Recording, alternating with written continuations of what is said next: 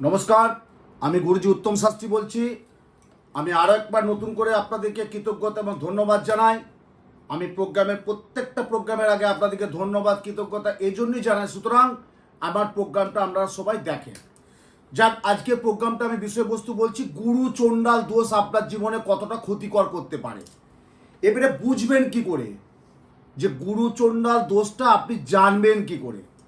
দেখুন, প্রত্যেকটা গ্রহ আছে, প্রত্যেকের একটা রাশি আছে, প্রত্যেকের একটা লগ্ন আছে, প্রত্যেকের একজন নাম আছে, প্রত্যেকের একটা গোত্র আছে, প্রত্যেকের একটা গ্রহ দোষও কিন্তু আছে। সব গ্রহ কিন্তু খারাপ না, সব গ্রহ কিন্তু খারাপ না। গ্রহ কিছু ডিগ্রি চেঞ্জ করে, কিছু নিয়ে যায় প্রত্যন্ত দশায়, কিছু বিংশোত্তরের দশা নিয়ে যায়, কিছু গ্রহ ডিগ্রি চেঞ্জ করে। সেই জন্য সুতরাং যে জায়গাটা আজকে আলোচনা, সেটা হচ্ছে বৃহস্পতি রাহু। আমরা জ্যোতিষশাস্ত্রে প্রচুর অনেক সমস্যা দেখতে পাই, যেমন মাঙ্গলিক। যদি কারো লগ্নে মঙ্গল থাকে, চতুর্থে মঙ্গল থাকে, সপ্তমে মঙ্গল থাকে, অষ্টমে মঙ্গল থাকে, দ্বাদশ ঘরে মঙ্গল স্থিত থাকে, সেটাকে আমরা বলি পূর্ণ মাঙ্গলিক। তাহলে মাঙ্গলিক দোষ কাটাতে হয়। কালসর্প দোষ ভয়ানক একটা দোষ, কিন্তু কালসর্প। গুরুচণ্ডাল, রবি এবং শুক্র যার এক ঘরে থাকে, যে ঘরেই থাকুক লগ্নপতি, সেখানেই থাকুক না কেন, তার দারিদ্র যোগ আসবেই আসবে। সেটাকে বলে কি? দারিদ্র যোগ। রবি এবং শুক্র যদি কারো গ্রহ অবস্থায় থাকে, তা আজকে বলছি যে রাহু এবং বৃহস্পতি। দেখুন, আমার কাছে অনেকেই আসছে, আমি দেখতে পাচ্ছি অনেকেই আসছে। আমি গত কয়েকদিন আগে হাওড়ায় একজন আমার কাছে হাওড়া চেম্বারে এসেছিল। তার একটা বিরাট বড় কারখানা ছিল, 120 থেকে 125 জন লেবার কাজ করতো। বড় বড় কন্টেনার আসতো, 16 চাকা, 10 চাকা, 12 চাকা লরি ঢুকতো। কয়েক করোড় করোড় টাকার মালিক ছিলেন। 120-140 জন স্টাফ কাজ করছে, আমরা বুঝতেই পাচ্ছেন। সে আজকে একটা মানসিক অবসাদে ভুগছে। আমি প্রমাণিত, আমার কাছে এসেছে। একটা টাইম বিরাট কিছু করেছে, বিরাট বিরাট বিরাট কিছু করেছে, কিন্তু আজকে বলছে বাবা আমার কোম্পানিতে একদম লেবার থাকছে না, এবং টাটা 400 ঢুকেনি, শেষ হয়ে গেছে। আমার এখন কি করব আমি? তা আমি কাউন্সিলিং করে দেখলাম যে ওর এখন গুরুচণ্ডাল দোষ চলছে। ওই জন্যই প্রোগ্রামটা করা, যে গুরুচণ্ডাল দোষ কতটা ক্ষতি করতে পারে আপনার জীবনে। রাহু এবং বৃহস্পতি গ্রহদের মধ্যে আমি বারবার বলছি, রাহু যদি কারো গোচরে বসে থাকে, রাহু আমাদের শনি কিন্তু ভালো। শনি হচ্ছে কর্ম দেয়, শনি কাজের জায়গাকে বাড়ায়, শনি আপনার মানসিককে অনেকটা স্ট্রং করে। কিন্তু রাহু থাকা মানে জানবেন তার একটা হাজতবাস হবে, রাহু থাকা মানে একটা আইনি ঝামেলা হবে, রাহু থাকা মানে নেশাগ্রস্ত হবে, রাহু থাকা মানে অপ্রাসঙ্গিক বন্ধু বান্ধব সাথে মিশে যাবে, রাহু থাকা মানে বাড়িতে কারো কথা শুনবে না, উগ্র হয়ে যাবে। যারে বাড়ি গৃহকর্ত্রীর একটা বিরাট রাগ এসে যাবে, গৃহকর্তারও একটা বিরাট রাগ এসে যাবে। তারপর তো ছেলে মেয়েদের যদি রাহু থাকে তো একদম কোনো কথাই নেই। তা এর থেকে উপায়টা কি আছে? আমি প্রত্যেককে বলছি, দেখুন, গ্রহ নক্ষত্র, গ্রহের প্রতিকার অবশ্যই দরকার আছে। আমরা সাধারণ মানুষ, আমাদের শরীর খারাপ বলে একজন ডাক্তারবাবু পরামর্শ নিই, একটা আইনি ঝামেলা কিছু হলে একটা আমি আইনের পরামর্শ নিই। তাই এই জ্যোতিষশাস্ত্র একটা অভিজ্ঞ জ্যোতিষীর কাছে যদি আপনি আপনার ছকটা দেখেন, এবার ধরুন কারো ছকটা নেই, 65-70 ঊর্ধ্ব মানুষ, খুব বাস্তব, তার ডেট অফ বার্থটা নেই, তখন আমাকে কি করতে হয়? হস্তরেখা বিচার করতে হয়। এটা হচ্ছে বৃহস্পতির ফিঙ্গার, এটা হচ্ছে রাহু এবং শনির ফিঙ্গার, এটা মঙ্গল আর রবির ফিঙ্গার, এটা হচ্ছে বুধ আর কেতুর ফিঙ্গার। তাহলে আমাকে হস্তরেখা বিচার করতে হয় যে একটা টাইমে 5-7 বছর 10 বছর আগেও তো 2-4 টাকা 2-4 টাকাও তো রোজগার করেছে। তাহলে আজকে সেই জায়গাটা কেন হলো, কি জন্য হলো? তাহলে কেউ কি পড়াতে ক্ষতি করেছে, কেউ নজর দৃষ্টি দিয়েছে, বা কেউ কি তার কোনো জায়গাটা নষ্ট করে দিয়েছে? সেটাও কিন্তু একটা ভাবনা এবং চিন্তার বিষয় আছে। এই যে রাহু এবং বৃহস্পতি গুরুচণ্ডা, বৃহস্পতি কে আমাদের গ্রহদের মধ্যে? এটা আমরা দেবগুরু বলে থাকি।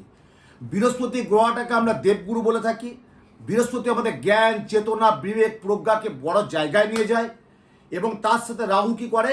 গ্রাস করে নেয়। ধরুন আমি একজন আপনি ব্যবসা করছেন, ব্যবসায় টুকটাক ভালো, ঠিক আছে, ব্যবসায় লেনদেন হবে, একটু আসবে, গোলমাল যাবে, আমি মানছি।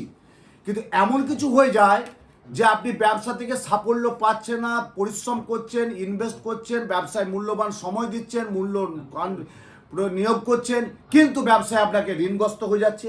মাসের শেষে আপনাকে একটা অর্থনৈতিক খুব মানসিক যন্ত্রণায় ভুগছে। পাবলিক লোন আপনি শোধ করতে পারছেন না, ব্যাংকের ইএমআই বা বিভিন্ন ইএমআই আপনি শোধ করতে পারছেন না, সম্মানহানি হচ্ছে। তাহলে এটা কার জন্য? আমি বলবো গ্রহ। কি গ্রহ? রাহু আর বৃহস্পতি। বেসিক্যালি আজকে প্রোগ্রামটা করলাম, রাহু এবং বৃহস্পতি কারো যদি থাকে, আপনাদের যদি বলছি অবশ্যই দোষটা কাটাবেন, নালে নিজের আয়নায় নিজেই মুখটা দেখবেন যে আপনি 4 মাস 6 মাস 1 বছর 5 বছর 7 বছর যেভাবে যে ফ্লো যে গতিটা আপনার ছিল, সেটা দেখবেন রাহু আর বৃহস্পতি থাকার জন্য আমরা সেই গতিটাকে নষ্ট করে দিয়েছি এবং ক্ষয়ক্ষতি হয়ে যাবে, মানসিক অবসাদে ভুগবেন। রাহু এমন একটা গ্রহ, শেষ করে দেয়। আপনারা জানেন রাহুর যে আরাধ্য দেবীকে বলুন তো, ছিন্নমস্তা। প্রত্যেকটা গ্রহের প্রত্যেকটা দেবদেবী আছেন। যাদের বৃহস্পতি নিচস্থায় বলুন, তারা মায়ের পুজো করুন।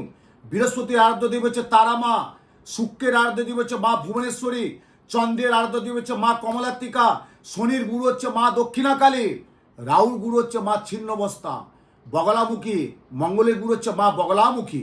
প্রত্যেকটা গ্রহের প্রত্যেকটা গুরু, প্রত্যেকটা উপগ্রহ আছেন, প্রত্যেকটা দেবদেবী আছেন। তা রাহু গ্রহের হচ্ছে কে? ছিন্নমস্তা। দেবেন এক ছিন্নমস্তা নিজের গোলা নিজে কেটে রক্তপান করেছিলেন। রাহু হচ্ছে সেই ছিন্নমস্তার পুজো করতে বলি। এবার সবাই ছিন্নমস্তা পুজো করা সম্ভব না। ছিন্নমস্তা পুজো করা, ছিন্নমস্তা সাধনা করা, ছিন্নমস্তা কঠিন কাজ। রক্ত দিয়ে কাজ করতে হয়। রক্ত বলে কি? একটু সামান্য একটু বেলকাটা দিয়ে একটা রক্ত নিয়ে, একটু সামান্য একটু রক্ত দিয়ে, বিল্লপত্র দিয়ে নাম যজ্ঞ করে, যজ্ঞের মাধ্যমে রাহুর দোষরা কাটাতে হয়, রাহুর প্রতিকার করতে হয়, রাহুর কবচ করতে হয়। শনি ভালো, আমি বারবার বলছি, শনি নিয়ে যারা আতঙ্কে যে বলছে রাশি, অনেক রাশি নাকি 7.5, তো কী হয়েছে 7.5? তো আমি ইতিপূর্বে প্রিভিয়াস আগে প্রোগ্রামে বলে গেছি 7.5 মনে ক্ষয়ক্ষতি হয় না। কিছু কাজে একটা থমকে যাবে, আটকে যাবে, কিন্তু বিরাট ক্ষয়ক্ষতি হয় না। কিন্তু আমি প্রত্যক্ষভাবে দেখছি, এত দুটো যুগ তো আমি কাটিয়ে দিলাম, এই দুটো যুগ জ্যোতিষ জগতের থেকে আমি দেখতে পাচ্ছি তো যে রাহু কতটা ক্ষতি করতে পারে। তাই বলি, যাদের গুরুচণ্ডাল আছে তারা কিন্তু অবশ্যই একজন অভিজ্ঞ জ্যোতিষীর কাছে গিয়ে গুরুচণ্ডাল দোষটা কাটিয়ে নেবেন। কালসর্প সৃষ্টি কোথায়? সে তো রাহুই। কালসর্প সৃষ্টি হচ্ছে কোথায়? সে রাহু আর কেতু থেকেই তো কালসর্প সৃষ্টি। গুরুচণ্ডাল দোষের সৃষ্টি কোথায়? সে বৃহস্পতি আর রাহু থেকেই তো গুরুচণ্ডালের সৃষ্টি। গুরুচণ্ডাল। তাহলে গুরুচণ্ডাল দোষটা আমরা বুঝবো কি করে? যেখানেই রাহু বৃহস্পতি থাকবে সেখানে যাবে আপনার গুরুচণ্ডাল দোষ আছে। অর্থনৈতিক গোলমাল, বাস্তুতে সমস্যা হবে, পারিবারিক অঘটন ঘটবে, দাম্পত্য কলহ হবে, অর্থ ধরে রাখতে পারবে না, আয়ের চেয়ে ব্যয় বেশি হবে, তারপর হচ্ছে মান সম্মান হানিটা বড় হয়ে যাবে, শরীর স্বাস্থ্য ভালো যাবে না। রাহু এমন একটা গ্রহ। তাই প্রত্যেককে যাদের গোচরে রাহু বসে আছে তাদের জন্য আমি বলবো যে রাহুর দোষটা কাটাবেন। কালসর্প, মাঙ্গলিক, ভৌমদোষ, 7.5, বীজ যোগ, গ্রহণ দোষ, দারিদ্র যোগ তো আছেই, সেগুলো তো কাটান। কিন্তু রাহু যদি কারো থাকে, অবশ্যই আমি বলবো যে আজকের প্রোগ্রামটা আমার করা শুধু যাদের গুরুচণ্ডাল দোষ আছে তারা অবশ্যই দোষটা কাটিয়ে দেবেন 2025 সাল। নালে এই 1400 বাংলা 1432 সাল, অর্থাৎ ইংরাজি 2025 সাল।